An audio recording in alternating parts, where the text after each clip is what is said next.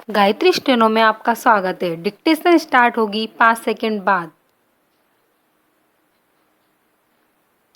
लोकतंत्र का मंदिर कही जाने वाली संसद के मानसून सत्र में जारी गतिरोध दुखद और चिंताजनक है। पेगासस किसान आंदोलन तथा कोरोना के मुद्दे पर लगातार हंगामे के कारण एक दिन भी ऐसा नहीं हुआ कि लोकसभा और राज्यसभा की कार्यवाही सुचारू तौर पर चली हो।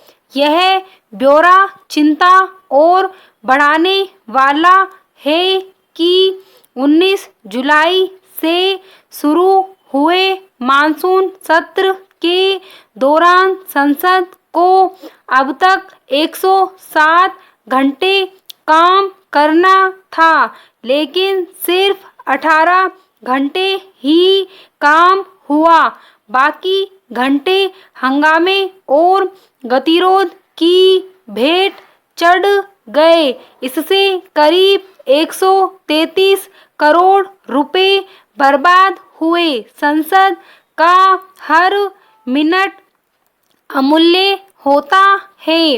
इस तरह व्यावसायिक व्याख्या नहीं की जा सकती कि यहाँ एक मिनट में कितने रुपयों का लाभ या हानि होती है।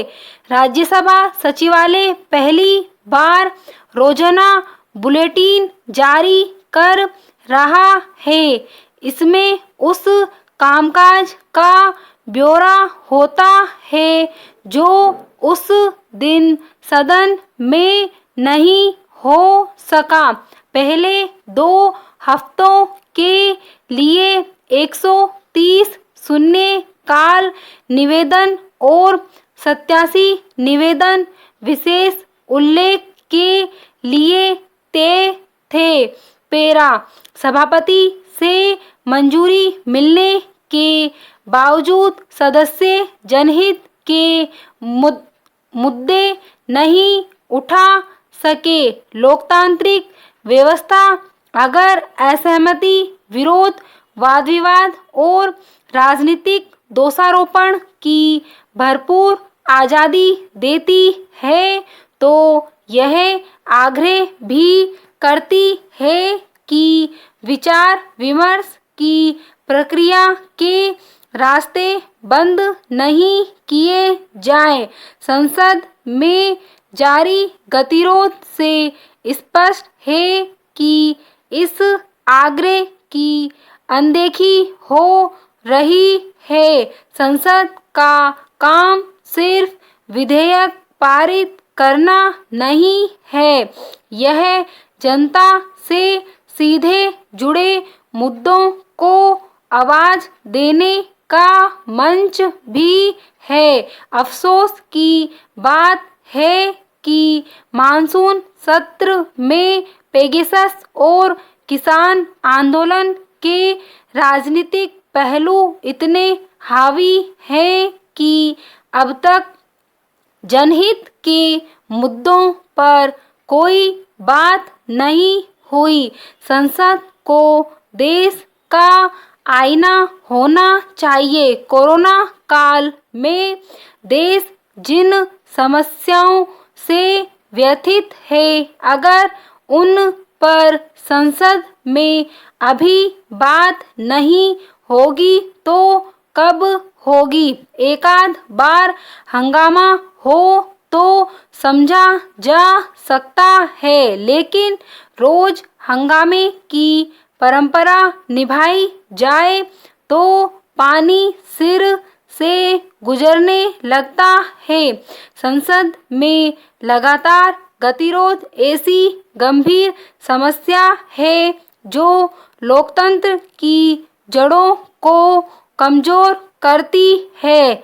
समय रहते इसका समाधान जरूरी है। पैरा विपक्ष पेगासस जासूसी प्रकरण पर चर्चा और संयुक्त संसदीय समिति से जांच की मांग पर कायम है। यह मांग पूरी होने तक संसद का गतिरोध टूटता नहीं लगता। संसदीय कार्य मंत्री प्रहलाद जोशी यह कहते हुए इस मांग को खारिज कर चुके हैं कि यह कोई मुद्दा नहीं है।